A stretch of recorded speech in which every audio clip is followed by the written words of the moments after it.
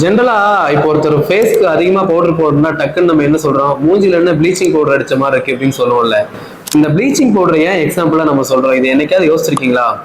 So இந்த bleaching powder அப்படிங்கிறது day to day உடுத்துற ட்ரெஸ்ல வந்து என்ன ஒரு ரோல் பிளே பண்ணுது அப்படிங்கிறது தான் இந்த வீடியோவில் நம்ம பார்க்க போறோம். ஃபார் எக்ஸாம்பிள் இப்போ என்னோட ஷர்ட் நீங்க பாக்குறீங்க, இதுல நிறைய கைண்ட் ஆஃப் பேட்டர்ன்லாம் இருக்கு. ஓகேவா? ஏதாவது அட்லீஸ்ட் உங்களுக்கு கேமரா விஷுவல்ல ஒரு கலர் தெரியுது. பட் இதுவே இது ப்ரொடக்ஷன் ஆகிறப்பயே, இது உருவாகிறப்பயே ஃப்ரம் அந்த பருத்தியிலிருந்து இந்த கலர்ல உருவாயிருமா? கண்டிப்பா ஆகாது. ஸோ இந்த வீடியோல ஒரு விஷயம் தெரிஞ்சுக்கோங்க, நம்ம என்ன கலர் ட்ரெஸ் வேணாலும் போடலாம். ரெட்டு, ப்ளூ, எல்லோ, பிளாக் என்ன வேணாலும் போடலாம். இது எல்லாத்துக்குமே ஒரு பேஸ் கலர் என்னன்னு பாத்தீங்கன்னா ஒரு கிரே கிளாத் மெட்டீரியல் தான். இந்த கிரே கிளாத் அப்படிங்கிறது டைரக்டா பருத்தியிலிருந்து நூலா கன்வெர்ட் ஆகி வீவிங் போயிட்டு வந்ததுக்கு அப்புறம் பேசிக்கா ஒரு கலர்ல இருக்கும். இட்ஸ் லைக் ஒரு சாண்டில் கலர்ல இருந்து இன்னும் கொஞ்சம் டல் ஷேட்ல. அதை வந்து நம்ம ப்ளீச்சிங் ஏஜென்ட்ல வந்து hydrogen peroxide bleaching or hypochlorine bleaching ஏதாவது ஒரு ப்ளீச்சிங்க்கு நம்ம அனுப்புவோம். அந்த ப்ளீச்சிங்க்கு போயிட்டு வந்ததுக்கு அப்புறம் தான் பியூர் ஒயிட்டா அந்த ஃபேப்ரிக் வரும்.